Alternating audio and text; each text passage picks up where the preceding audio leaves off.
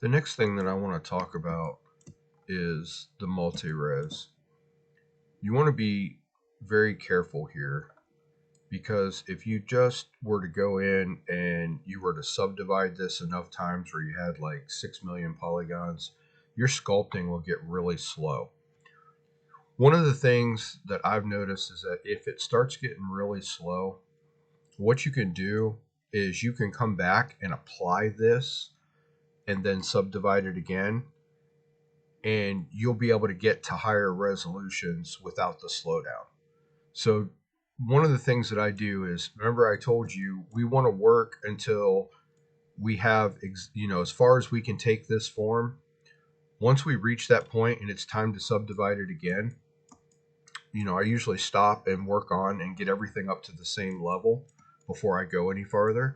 So because I know that this is pretty much done and I'm not really worried, it's still pretty low polygon, I'm going to go ahead and I'm going to apply this multi-res,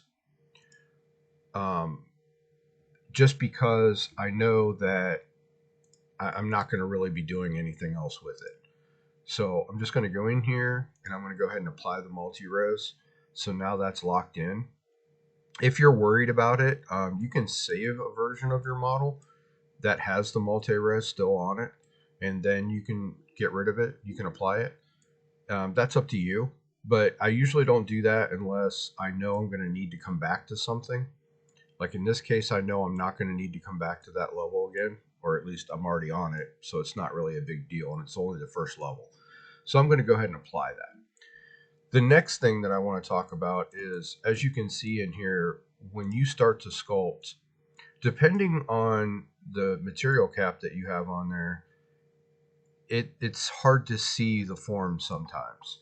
So one of the things that you can do is, with the second one selected, you can hit this drop down and you have a matte cap. If you select that matte cap, you have some different options in here. I've used a bunch of different ones. One of the ones that's kind of very similar to ZBrush is this one, and it works pretty well. And you can tell that it's easier to see the forms. So if that makes things easier for you, then by all means, switch the matte cap to whatever works for you. I just wanted to let you know that that is there and you do have that option. That's pretty much it for this video.